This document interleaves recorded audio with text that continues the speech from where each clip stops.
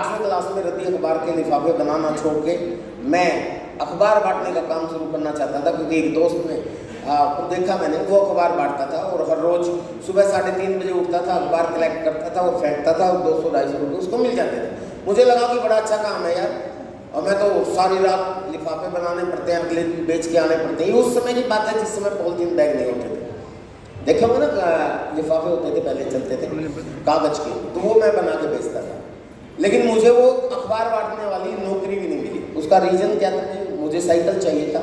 सेठ ने मुझे कहा कि बेटा पहले साइकिल होना चाहिए तुम्हारे पास, साइकिल के आगे टोकरी होनी चाहिए, अगर साइकिल नहीं है तो मैं आपको नौकरी नहीं बेचता। Then I was in 8th class. ऐसी पोजीशन थी कि वो साइकिल खरीदने के पैसे भी नहीं थे। बड़ी मुश्किल से जिद करके पापा जी से मैंने साइकिल मांगा कि भी किस्त मैं भरूँगा, आप सिर्फ रिकमेंडेशन कर दो कि मैं गवाही देता हूँ ये मेरा बेटा है, ये पैसे दे देगा। उसने साइकिल मैंने खरीद लिया और मैं अखबार बांटने लगा। 8वीं 9वीं 10वीं क्लास तक मैंने अखबार बांटे और 11वीं क्लास में मैं कराटे का खिलाड़ी बन गया अच्छा। और मैं अपने क्लब का, वहाँ था टाइगर कराटे क्लब के नाम से एक क्लब होता था, जिसका नाम बाद में जो मेरे नाम हुआ था क्लब, तो मैंने उसका नाम Shaheed Bhagat Singh academy of martial art रखा था, जो आज भी जीवित है। टाइगर कराटे क्लब का मैं बेस्ट खिलाड़ी था, ब्लैक बेल्ट 4 टाइम मैंने हासिल की है। 11वीं क्लास में जिस स्कूल में मैं पढ़ता था उस स्कूल के बच्चों को कराटे सिखाने लगे। उसके बाद कॉलेज में मैं गया, MD यूनिवर्सिटी रोहतक से मैंने ग्रेजुएशन की। वहाँ भी मैं बच्चों को कराटे सिखा के फीस जुटाता था, फीस लेता था, जिससे मेरी पढ़ाई का और रहने का खर्चा पूरा होता था। उसके बाद मैंने इंजीनियरिंग करने के लिए दिल्ली चला गया। वहाँ भी मैं 3-4 साल दिल्ली में रहा, लोधी कॉलोनी। हर रोज शाम को लोधी गार्डन में मेरी कराटे की क्लास होती थी और वहाँ से 14 किलोमीटर दूर संगम बिहार नाम की एक जगह है, वहाँ पे मैं कराटे सिखाने के लिए जाता था। ये 8 साल से पहले की लाइफ बता रहा हूँ, ताकि मेरी पढ़ाई कंप्लीट हो। और मेरी पढ़ाई कंप्लीट होगी, जैसे आप लोगों की भी हुई है। सब मैक्सिमम लोगों ने पढ़ाई कंप्लीट की होगी। आप, मैंने इंजीनियरिंग की, मेरी कंप्लीट होगी। और पढ़ाई करने के बाद सबसे पहला उद्देश्य क्या होता है, पहले क्या कोशिश करते हैं हम लोग? नौकरी। हाँ, नौकरी की तलाश करते हैं। ये सुनो, जैसे ही पढ़ाई कंप्लीट होती है नौकरी की तलाश करते हैं। आपने भी की, बहुत से लोगों को नौकरी मिल गई होगी, मैंने भी तलाश की, मुझे नहीं मिली। और बहुत से लोग आप में भी ऐसे हुए जिन्होंने तलाश की और उनको नहीं मिली और फिर उन्होंने अपना कोई काम शुरू कर दिया। ये सुनो, क्योंकि नौकरी 3 तरह के लोगों को मिलती है, या तो वो टॉपर हो अपने फील्ड का, या उसके पास चेक हो, जैक हो। चेक का क्या मतलब है? जैक का मतलब सिफारिश और चेक का मतलब रिश्वत। ये सुनो, यस। तो ये अपने भारत में चलता है। ये 3 क्वालिफिकेशन जिन लोगों की होगी वो व्यक्ति नौकरी प्राप्त कर जाता है। और मेरे इन तीनों में से कुछ क्वालिफिकेशन नहीं थी, तो मुझे नौकरी नहीं मिली। और जब नौकरी नहीं मिलती तो आदमी अपना ही कुछ काम करता है। यस। तो जिन लोगों को नौकरी मिल गई वो यहाँ पे काफी लोग बैठे होंगे, और जिनको नहीं मिली उन्होंने अपना काम शुरू कर दिया, वो लोग भी यहाँ पे बैठे होंगे। यस और नो? यस। तो स्टोरी लगभग सेम है। हाँ, मेरा बैकग्राउंड पुअर जरूर रहा है, ये अलग हो सकती है। संघर्ष मैंने ज्यादा किया है, ये अलग हो सकती है। उसके बाद अपना काम क्या शुरू किया? 2 हुनर थे मेरे पास, एक कराटे का और एक कंप्यूटर का। कराटे का सेंटर खोल दिया मैंने। पूरे चीन शहर की सरकारी दीवारों पे अपने ही हाथों से क्या बोलते हैं, सफेदी बना के वॉल राइटिंग की, कराटे सीखिए, मिलिए इतने बजे फलाने पार्क में। और ऐसे करके मैंने फ्री में अपनी मेहनत के साथ जींद के अंदर सरकारी जमीन पे कराटे का सेंटर खोला, उसमें कोई पैसा नहीं लगा मेरा। और एक कंप्यूटर का सेंटर खोला, उसमें पैसा लगा। 2 लाख मेरे माँ बाप की जिंदगी भर की कमाई मैंने लगा दी और 2 लाख रुपए कर्ज लेके लगा दी। और दोनों काम मैं करने लगा। सुबह 5 बजे उठ के बच्चों को कराटे सिखाता था, रात के 8 बजे उठ के रात के 8 बजे तक मैं बच्चों को कंप्यूटर सिखाता था। सही मायने तो जिंदगी ऐसे ही कट रही थी जैसे एक आम आदमी की कटती है। चल ही रहा था, बस गुजारा हो रहा था। 8 साल से पहले की लाइफ बता रहा हूँ। सुबह 5 बजे उठना, मतलब 4:30 बजे उठना, 5 बजे तक ग्राउंड में पहुँचना। अगर मैं ग्राउंड में नहीं पहुँचूँ टाइम पे तो बच्चे मुझे फीस नहीं देंगे, इसलिए मुझे हर रोज 4:30 बजे उठ के 5 बजे तक ग्राउंड में पहुंचना पड़ता था। 7 बजे तक कराटे सिखाना पड़ता था। 7 बजे भागा आता था, जल्दी से तैयार होता था और 8 बजे तक कंप्यूटर सेंटर खोलना पड़ता था, क्योंकि वहाँ भी अगर मैं नहीं जाऊँगा तो मेरा कंप्यूटर सेंटर भी बंद हो जाएगा, चलेगा नहीं, या बच्चे फीस नहीं देंगे या डेड हो जाएगा। समझ गए ना आप सब? यस। ऐसा होता है, मेहनत करनी पड़ती है अपने काम में। क्यों? क्योंकि वहाँ एक्टिव इनकम मिलती है। जब आप एक्टिव रहोगे तो आपको इनकम मिलती रहेगी। ये सुनो, यस। तो मैं काफ़ी एक्टिव था, मेरे को इनकम भी आने लगी ठीक ठाक। वाहन के रूप में उस जमाने में भी मेरे पास एक साइकिल होता था जो मैंने किस्तों में खरीदा था अखबार बांटने के लिए। वही साइकिल था, गुजारे के रूप में लगभग 6 से लेकर 10,000 के आसपास की मेरी इनकम शुरू हो चुकी थी, कराटे और कंप्यूटर के मिला के, और जो उस जमाने के हिसाब से अच्छी इनकम थी। सन 2000 के आसपास जो मेरी इनकम थी कराटे और कंप्यूटर से, एवरेज में लगभग 8-10 हज़ार के आसपास इनकम होती। कभी 6 भी रह जाती थी, क्योंकि कई बार बच्चे भाग जाते थे, यानी कि कुछ छोड़ के चले जाते थे, कभी छुट्टियां पड़ जाती थी, कुछ लोग कई बार बच्चे ज़्यादा आ जाते थे, फीस ज़्यादा आ जाती थी, तो ऐसा ही चल रहा था। और ऐसा लग रहा था कि अब जिंदगी ऐसे ही कटेगी, एकदम लोअर मिडिल क्लास फैमिली के रूप में। लेकिन ऐसे ही समय में मेरी ज़िंदगी में आलसी हुआ। एक दिन मेरे एक दोस्त ने मुझे कहा कि ज़िंदगी में कुछ करना चाहते हो, कुछ सपने हैं? मैंने कहा भाई सपने तो बहुत हैं। तो वही सवाल मैं आपसे अगर पूछूं तो आपके कुछ सपने हैं? यस। सपने हैं? यस। पूरा करना चाहते हैं? यस। उनके लिए काम करना चाहते हैं? यस। मुझसे ये पूछा सपने हैं, मैंने कहा सपने तो बहुत हैं। बोले पूरा करना चाहते हैं? मैंने कहा बिल्कुल पूरा करना चाहता हूँ, उसी लिए मेहनत कर रहा हूँ। बोले आपको लगता है कि ये काम करते करते आपके सपने पूरे हो जाएंगे? तो मैंने कहा इतना लगता तो नहीं है, पर मेहनत पूरी कर रहा हूँ। तो उन्होंने कहा एक बिजनेस बताता हूँ आपको। तो मैंने तुरंत खारिज कर दिया। नया आदमी आसानी से सुनता नहीं। सुनते हैं क्या? नो। आपको भी नए व्यक्ति मिलते हैं जिनको आप आरसीएम के बारे में बताते हो, हमारे प्रोजेक्ट के बारे में बताते हो, हमारे अभियान के बारे में बताते हो, क्या आसानी से मान जाते हैं लोग? नो। नहीं। क्यों नहीं मानते? हेलो? क्योंकि इंसानों को आप प्लान दिखाते हो। हेलो? अब आप सोचोगे तो कैसा करो प्लान दिखाए? हेलो? बुरा मत मानना, सिर्फ समझाने की बात कर रहा हूँ। That is the reality. अगर आप इस सिस्टम में कामयाब होना चाहते हैं, हमारा ये आरसीएम सिस्टम, अगर क्या होंगे कामयाबी निश्चित है, लेकिन अगर होना चाहते हैं तो आपको इंसानों के साथ ही काम करना पड़ेगा। ये सुनो। यस। अगर इंसानों के साथ काम करना और यहाँ कामयाबी चाहिए तो इंसानों का नेचर भी समझना पड़ेगा। यस। मैं स्टार्टिंग में ही आपको बता देता हूँ क्या करना पड़ेगा। जैसे अगर किसी को जंगल में रहना है तो जंगल का नेचर समझना पड़ेगा, नहीं तो मर जाएगा। ये सुनो। यस। किसी को सांपों के साथ, रेप्टाइल्स के साथ काम करना है तो उनको उनके स्वभाव को समझना पड़ेगा, नहीं तो डस दिया जाएगा। यस। यस। अगर किसी को हाथियों के साथ रहना है, हाथियों के साथ काम करना है तो हाथी के स्वभाव का पता होना चाहिए उसको, अदरवाइज कुचला जाएगा। ये सुनो। यस। अगर किसी को मगरमच्छों के साथ काम करना है और उनके साथ रहना है तो उनको उनका स्वभाव पता होना चाहिए, उनकी आदतें पता होना चाहिए, उसका सिस्टम पता होना चाहिए, अदरवाइज चबा दिया जाएगा। ये सुनो। यस। तो ऐसे ही आपको इंसानों के साथ काम करना है, और अगर आप कामयाब होना चाहते हैं तो इंसानों के स्वभाव को समझना चाहिए। और मेरा 24 साल का अनुभव है, और 24 साल के अनुभव के आधार पे मैं आपको बताना चाहता हूँ कामयाबी निश्चित है। आरसीएम बहुत आसान चीज है, और आप अपनी जिंदगी में अगर अपने सपने पूरा करना चाहते हैं, अगर कामयाब होना चाहते हैं, इससे बढ़िया अपॉर्चुनिटी आपको लाइफ में कोई और नहीं कामयाबी दे सकती। yes. और बहुत आसान भी। बस एक चीज गलती हो जाती है, बहुत से लोग बहुत तेजी से आगे नहीं बढ़ते क्योंकि मानव स्वभाव को नहीं समझते, क्योंकि इंसानों की आदत है वो हमेशा ना करते हैं। ये सुनो। यस। स्टार्टिंग में हम सब लोग पहले ना करते हैं, पैदा होते ही सबसे पहले हमने ना बोलना सीखा है। ये सुनो। हाँ बोलना बहुत बाद में सीखा है। आज तक का इतिहास है, इतिहास गवाह है, इतिहास इसीलिए लिखा जाता है ताकि उसे सीख ली जा सके। इतिहास गवाह के इंसानों को आज तक जो जो नई चीज मिली या जो भी परिवर्तन हुआ, इंसान ने हमेशा परिवर्तन का विरोध किया है, लेकिन इतिहास गवाह है विरोध कभी भी नहीं जीता, हमेशा परिवर्तन ही जीतता आया है। यस। किसी भी बहुत से एग्जांपल दे सकता हूं मैं आपको।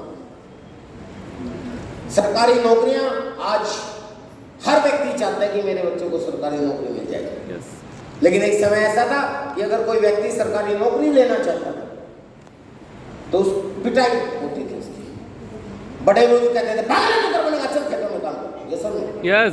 अपने भारत में इतने स्वाभिमानी लोग थे कि वो नौकरी को पसंद नहीं करते थे। अंग्रेजों को, चंद मुट्ठी भर अंग्रेजों को बाहर के ऊपर राज करना था तो उन्होंने नौकरी सिस्टम चलाया था। वो नौकर बनाना चाहते थे ताकि वो यहाँ राज कर सके। उन्होंने नौकरियां शुरू की थी, लेकिन कोई नौकर नहीं बनना चाहता। फिर उन्होंने एक ऐसा एजुकेशन सिस्टम भारत के ऊपर लागू किया, लॉर्ड मैकाले को बुलाया। ये तो इतिहास है, मैं अपनी ओर से आपको मोटिवेट नहीं कर रहा हूँ। yes. Going to motivate you, I am just going to educate you. आपको पता है ये सारी चीजें, इतिहास आपने भी पढ़ा है। यूट्यूब के तहखानों में जाओगे, वहां से पता चल जाएगा। लॉर्ड मैकाले को बुलाया गया और उसको कहा गया कि ऐसा व्यवस्था बनाओ एजुकेशन की कि सारे लोग पढ़ लिखने के बाद नौकर बनने के लिए तैयार हो जाए। यस, और वही एजुकेशन सिस्टम हमारे हिंदुस्तान पे लागू है। यस और नो? आज भी लागू। यस, जानते हैं आप सभी लोग। यस, और आज उस एजुकेशन सिस्टम की वजह से ये है कि चाहे आप कितने ही संपन्न परिवार से क्यों ना हो, हमारा बच्चा कितना ही पढ़ा लिखा क्यों ना हो, वो भी सरकारी नौकरी चाहता है। ये सुनो, यस, इवन देन चपरासी की नौकरी की वैकेंसी भी निकलती है, +2 मांगा जाता है तो MBA PhD और डॉक्टरेट किए हुए बच्चे अप्लाई करते हैं। ये सुनो, यस, ये क्या है? चेंज है। बस मैं कोई विरोध नहीं करना चाहता, ना मैं कोई अपनी राय रखना चाहता। अगर मेरी राय रखूंगा तो आपको बुरा लगेगा, क्योंकि आपके बीच में बहुत से सरकारी कर्मचारी या नौकरी करने वाले लोग होंगे। क्योंकि RC में आने के बाद और 24 साल का अनुभव होने के बाद मुझे तो नौकरी करने वाले ऐसे लगते हैं, और खासकर सरकारी नौकरी करने वाले, जैसे उसने पिछले जन्म में कोई बुरे कर्म किए हो। सॉरी टू से पर्सनल ओपिनियन। हेलो, मतलब मैं माफ़ी मांग रहा हूँ काम करके, बुरा मत मानना, मेरा पर्सनल ओपिनियन है। और मेरे परिवार में भी, खैर मेरे पापा जी भी सरकारी कर्मचारी रहे हैं, बाद में वो पक्के हो गए थे। मेरे सिस्टर भी हैं, पुलिस ऑफिसर हैं दिल्ली में, और मेरे जीजा जी भी गस्टेड ऑफिसर हैं। और मेरे जीजा जी के साथ मेरी ऐसी रहती है। हेलो, वो मेरे बच्चों को नौकर बनाना सिखाते हैं हमेशा। वो जब भी आते हैं वो प्लान दिखाते हैं कि बेटा पढ़ो, IAS ऑफिसर बन जाओ, ऑफिसर बन गए तो ये होगा, वो होगा, वो होगा, पूरी प्लान दिखाते हैं। और जैसे ही वो चले जाते हैं मैं उनको दिखाता हूँ कि बेटा एंजॉय करो, पर्सनैलिटी डेवलपमेंट करो और सीखो, आपको RC नहीं करना, फालतू चीज़ मत छोड़ो। हेलो तो उनके साथ मेरा ऐसे रहता है। क्यों रहता है? क्योंकि वो जब भी आते हैं मेरे घर पे, एक सरकारी कर्मचारी के पास सैटरडे संडे होता है। ये क्यों जी सर? सॉरी, आपके बीच में हैं बहुत से लोग, और आज भी संडे इसीलिए बहुत से लोग आ गए। तो वो मेरे घर पे सैटरडे संडे को आता है, और सैटरडे संडे को मैं बाहर रहता हूँ। तो एक साल पहले की मेरी बुकिंग हो जाती है। तो एक बार आई सैटरडे को मेरे घर पे, और बाई चांस मैं था, और मेरे को देख के बोले अरे यार विजय कमाल है तुम, क्योंकि वो RCM से, क्योंकि वो ऑफिसर है, गस्टेड ऑफिसर है, तहसीलदार की रैंक की पोस्ट है उसकी।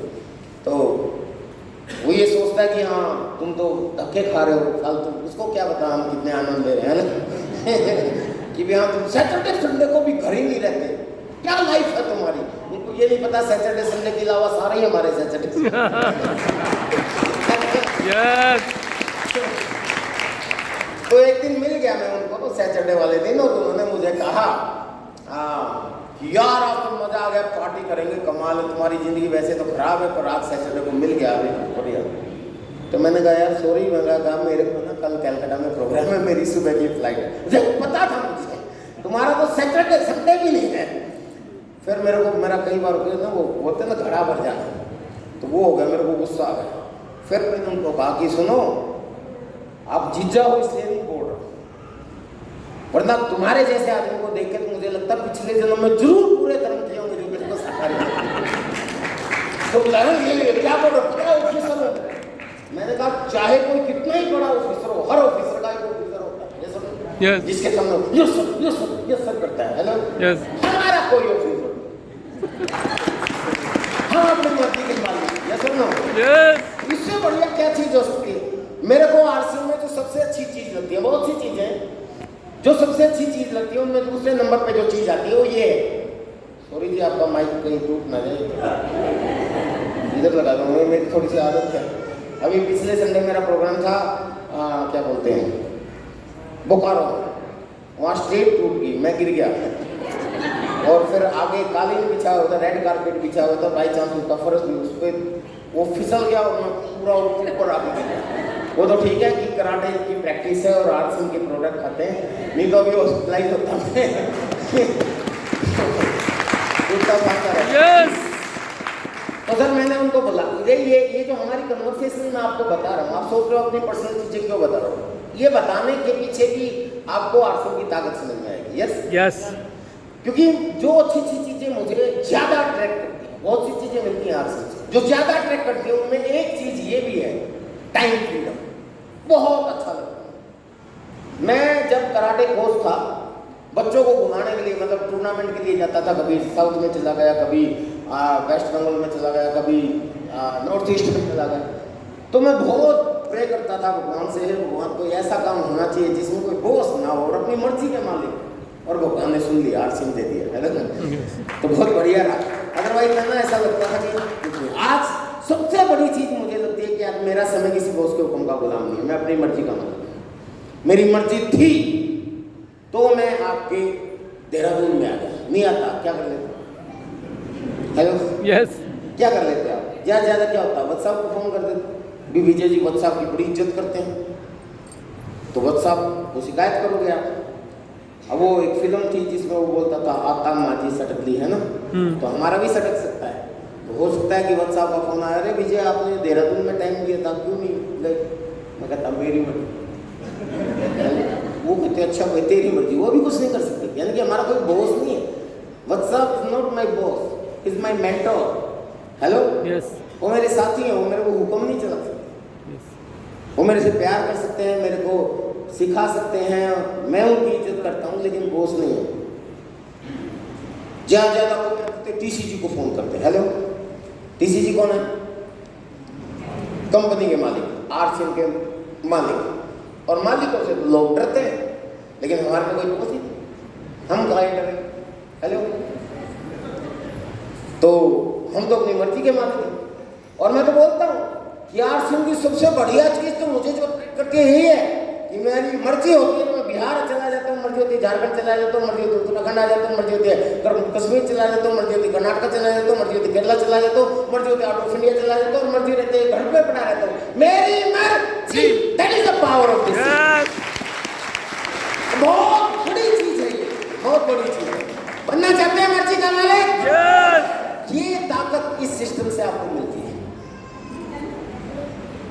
और कई लोग सोच रहे हैं कि हाँ सर बोलने में अच्छा लग रहा है, आप मोटिवेट कर रहे हो, टीसीजी को पता लग रहा है ना, आप काट खड़ी कर देंगे। हेलो, सोच रहे हो तो अभी देखे ना रिकॉर्डिंग कर रहे हैं कितने लोग आजकल। तो ये आपको क्या लगता है टीसीजी के सामने कभी ये रिकॉर्डिंग गई नहीं हो?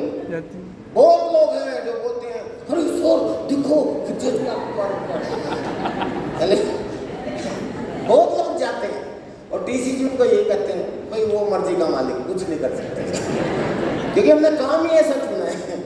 एक दिन तो 17वीं एनिवर्सरी की बात है, शायद 17 एनिवर्सरी थी पटना में, टीसीजी सामने बैठे थे और मैंने यही डायलॉग बोल दिया कि सबसे बड़ी चीज है कि आप यहाँ आजाद हो, कोई आपका मालिक नहीं है। वो मालिक सामने बैठे और मतलब मेरे इस सिस्टम की वजह से आज मैं मर्जी का मालिक हूँ, मेरी मर्जी होती है ये और मेरी मर्जी। और ऐसे करके टीसीजी की तरफ देखा, हाँ बेटा तेरी मर्जी, वो भी चुपचाप है। इससे बढ़िया काम हो सकता है क्या बताइए? नो, इतना मजा आता है ना सर। मैं देखिए, हालांकि मेरे 2-2 साल पहले, 1-1 साल पहले के बुकिंग हो जाती है, जैसे अगले साल का